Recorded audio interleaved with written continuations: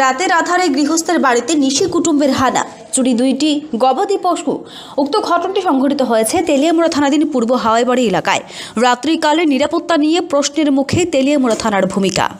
কি হয়েছে ঘটনাটা হয়েছে সকালে ইত্যাদি গরু নাই মা বাইরে বাইর তো গরু দিয়া দেয় দরজা দিয়া দেয় কয়টা গরু দরজা এরা ঢুকে গিয়া গরু দিয়ে বাই করিয়া আবার সেদিকে দরজাটা গরুতে বাইন্দা দিয়া গেছে। কয়টা গরু আছিল? 2টা গাই বাছু দোয়াল গাই আর কি। মানে কালকে কোন সময় দেখছেন যে গরু নেই?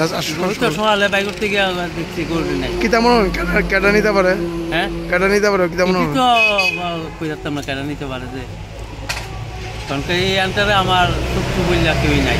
এর আগে কোনোদিন এই এলাকায় যেমন গরু চুরি হয়েছে? না না না, আজকে 50 বছর হয়ে আছে আমি গরু বালি এইরকম। এটা কোন জায়গা? এটা কোন জায়গা? এটা তিস্তা হাওয়াইবাড়ি। তিস্তা হাওয়াইবাড়ি। এই আপনার নাম কি? আমার নাম নন্দন দাস। কি তা করেন আপনি? আমি তো গরু লই আছি আর সাধারণ দোকান নিয়ে আসি আর কি।